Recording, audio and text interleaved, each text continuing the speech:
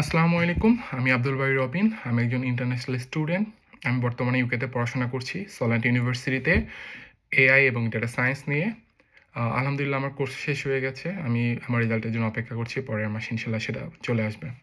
তো আমি আজকে যে ব্যাপারটা নিয়ে কথা বলতে চাই সেটা হচ্ছে বর্তমানে ইউকেতে একজন স্টুডেন্টদের কিভাবে কি করতে হবে বা অর্থাৎ বর্তমান যে অবস্থাটা তাদের ডিপেন্ডেন্ট সহ যাবতীয় যত ভিসার সবকিছু ডিটেইলস আমি শেয়ার করব। প্রত্যেকটা বেশ কিছু ভিডিও বানাবো আমি এটার উপরে।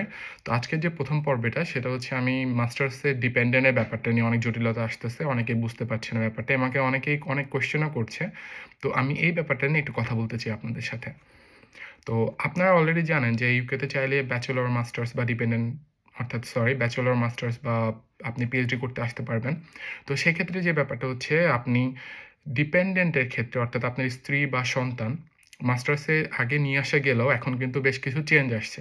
অর্থাৎ গভর্নমেন্ট বেশ কিছু রুলস চেঞ্জ করে ফেলছে 2024 জানুয়ারির পর থেকে। আপনি চাইলে খুব সহজে আর ডিপেন্ডেন্ট নিয়ে আসতে পারবেন না আপনার মাস্টার্স প্রোগ্রামের ক্ষেত্রে।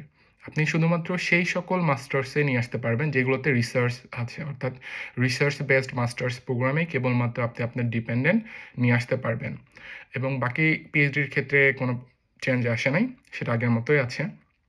কিন্তু বর্তমানে যে লিমিটেশনটা হচ্ছে আপনার যদি কোনো সাবজেক্ট পছন্দ হয়ে থাকে আপনি কিন্তু সব সাবজেক্টের উপরে কিন্তু মাস্টার্সের রিসার্চ অফার করে না সব ভার্সিটি।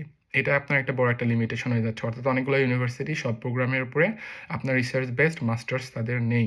তো সেক্ষেত্রে আপনাকে গুগল থেকে সার্চ করে নিতে হবে কোন কোন ভার্সিটিতে আপনার প্রোগ্রামগুলো আছে, সেই ভার্সিটি অনুযায়ী আপনাকে অ্যাপ্লাই করতে হবে। আর ইউকের সবথেকে মজার যে ব্যাপারটা সেটা হচ্ছে এখানে ভিসা রেশিওটা খুবই ভালো, অর্থাৎ অন্য দেশের তুলনায় আপনি চাইলে খুব সহজে অ্যাপ্লাই করে খুব সহজে চলে আসতে পারবেন। আমাদের ক্ষেত্রে অর্থাৎ মাত্র 6 দিনের মাথায় ভিসা চলে আসছিল আলহামদুলিল্লাহ। আপনার যদি পেপার সব কিছু রেডি থাকে, আপ টু ডেট থাকে, কোনো সমস্যা না থাকে, আপনার ভিসা পেতে কোনো সমস্যাই হবে না। এবং এই ক্ষেত্রে যেটা হবে যে আপনি তো এখন ডিপেন্ডেন্ট নিয়ে আসতে পারবেন শুধুমাত্র রিসার্চ বেসড প্রোগ্রামের ক্ষেত্রে। সেক্ষেত্রে একটু স্ট্রাগল হবে, অর্থাৎ জেনারেল যে মাস্টার্স এবং রিসার্চ মাস্টার্সের ক্ষেত্রে দুই রকম ভিন্ন। বাট আপনার যদি ডেডিকেশন থাকে তাহলে আপনি খুবই ভালো করবেন এবং এখানে কিন্তু সাকসেসও অনেক বেশি।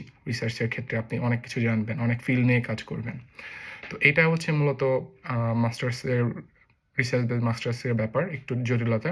তাছাড়া সব কিছু নর্মালি আছে এবং আপনারা অনেক, অনেক ভিডিও দেখবেন, অনেক রকম অনেক অভিজ্ঞতা পাবেন। এর বাইরেও অনেকে অনেক কিছু শেয়ার করবে।